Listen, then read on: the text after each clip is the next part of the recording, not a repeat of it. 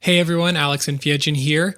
At Worship Ministry Training, one of the ways that we train worship leaders besides the podcast is in a live 10-week mentorship program, online, of course, where I take a small group of worship leaders through all the necessary skills and mindsets that they need in order to have a healthy and thriving ministry. And if you're interested in finding out more about the mentorship, you can visit worshipministrytraining.com/mentor and see what's included there.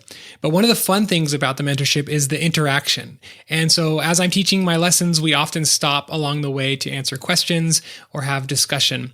And I thought some of those discussions would be helpful for you to hear. And so I'm going to share them as bonus episodes for you here on the podcast because I found them to be very fruitful and helpful, and I think you will too.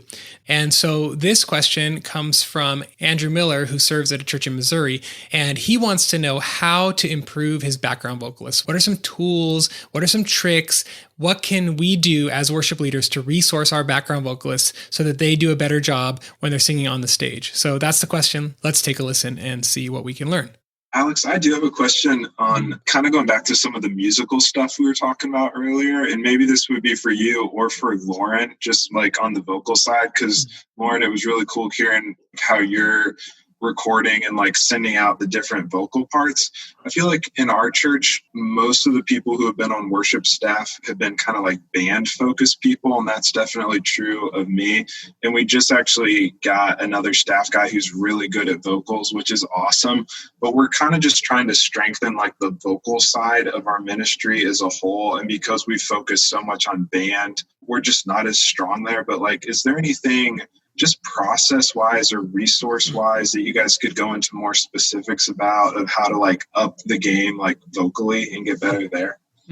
Let me start first, and then if Lauren has anything to add, because I just want to be really honest, and Lauren will agree, we are not good at utilizing our vocalists the best that we could. I'll just start there So I did an interview with the church out in Austin, Texas called Celebration Church. It's called like Achieving Musical Excellence or something like that. You can check that out. But their singers are all assigned to their range. So when they come, they have like 5 vocalists, 3 of them lead songs. And like in their planning center, they tell you where to sing. Vocal person 1 sings at verse 1. Vocal person 2 sings at verse 1 and verse 2. And like they map out the entire song. We don't do that. I literally I look at the vocalist, I'm like, just go sing. Here we go. And occasionally I'll be like, hey, can one of you sing a top melody there? Hey, can one of you save the harmony for later? I'll say those things occasionally while we're practicing, but I don't map it out in advance. But I know some churches, they have like a spreadsheet with all the lyrics. And then like next to each lyric, they have like vocal 1 in, vocal 1 and 2, unison. They like get really, really advanced on that. We don't do that. We're just like run and gun kind of thing. And then I'll just tell them what I want while we're going. We did for a while have a backstage vocal. So Anthony, that guy I was telling you about, we would do a full run through with the band and the vocalist. And then he would take the vocalist backstage with an acoustic guitar and he would sing just with them. And they would tighten up the vocals back there. Because we do 2 run-throughs on our rehearsal. We're going to talk about rehearsals in a couple weeks. But we do 2 run-throughs on our rehearsal. One is like all the songs individually kind of chopped up. And then the next run-through is like with all the transitions ironed out, all the speaking parts put in there and everything like that. And he would take them during the second run-through into the back and he would do a run-through with them. We also tried, right before COVID started, we had started using vocal directors. These were volunteers that were really gifted. And they would sit out in the first row and give advice to the 2 singers who were scheduled. And then they would hop on stage during the second run through and sing through the full service with them. And they would also give coaching on stage presence. It was kind of awkward, just to be honest. It was a little awkward, but we were trying to figure it out. We knew we needed to do something because our vocalists, a lot of times they just stare and like look at the back screen, the lyric screen. So we were trying to like get them to be more engaging. And so those were some things that we did. And one of the roles of the vocal director was to do vocal warm-ups with the vocalists before rehearsal started.